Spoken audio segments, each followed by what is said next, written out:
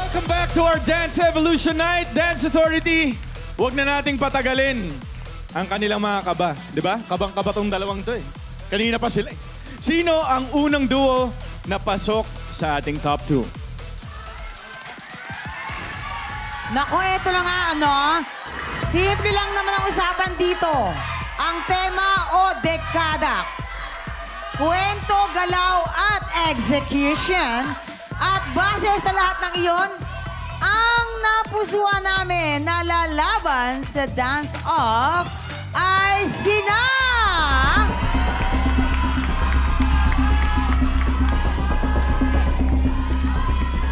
JM and Glyza!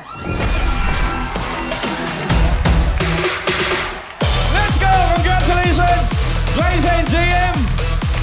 At sino naman kaya ang makikipagtuos sa kanila? Gusto ko munang sabihin na proud ako kasi alam mo yung iba-ibang generation ang ginawa nila pero pinakita nila na walang pinipiling panahon o edad ang pagsasayaw. Tumitingin tayo sa nakaraan pero sa inyo sa totoo lang, sa lahat ng nakita namin kanina, future na sayaw ang nakita namin sa inyo. Pero nakita namin sa duo na ito na hindi lang sila nandito para mag-enjoy. Nandito sila para manalo. Kaya naman, ang lalaban sa dance-off ay sina...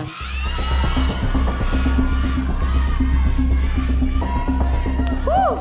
Fade and Zeus.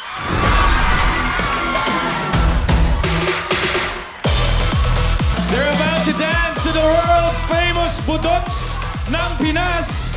Glyza and JM, Fade and Zeus. Are you guys ready? Let the dance-off begin!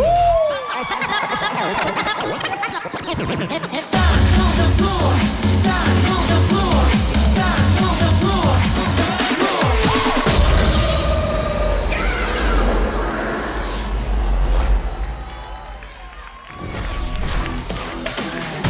Grabe naman yun! Let's go, guys! Matapos ang kanilang duo performance at ang dance-off na ito, sino sa kanila at sino kaya sa kanila ang tatanghaling top dance star duo ngayong gabi? Alam mo, minsan sa mga dance-off na ganito, may mga pangyayari tayo hindi inaasahan. Minsan nakikarried away tayo. Pero ang mahalaga, lumalaban pa rin tayo at hindi tayo tumitigil. At nakikita namin yan. Marami kaming kinonsider at marami kaming pinag-usapan.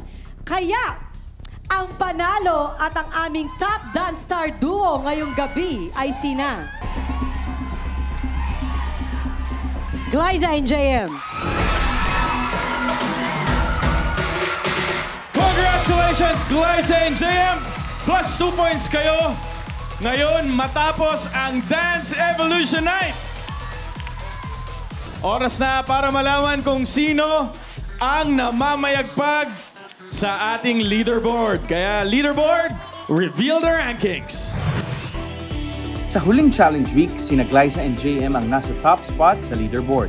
At matapos ang Dance Evolution ngayong gabi, sina Thea at Joshua may 98 points. 98.3 points naman for Rogen and Desiree. At 98.7 points for Vision Patrick and Kakay. Nakakuha ng additional 1 point mula sa dance-off sina Faith and Zeus, giving them 101 points. Muling nakakuha sina Glyza at JM ng 102 points, kasama na ang dagdag na 2 points nila from the dance-off.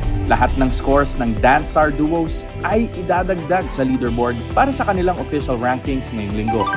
Lalong umiinit ang labanan, Dance Universe! Yan, sana po ay nag-enjoy ang buong pamilya nyo sa mga performances ng Dance Star Duos tonight. Dinidedicate po namin lahat ng ito sa mga magulang na mula noon hanggang ngayon ay sinisuportahan ang kanilang mga anak sa mga pangarap nila at kanilang mga talento. Tulad po namin, naniniwala po kami na hindi po mangyayari lahat ng to at hindi po mangyayari lahat ng mga talento namin kung hindi po dahil sa inyong suporta. Maraming salamat po sa ating mga magulang. Let's go! Pero ito na po, ang aming huling pasabog bago ang ating grand finale.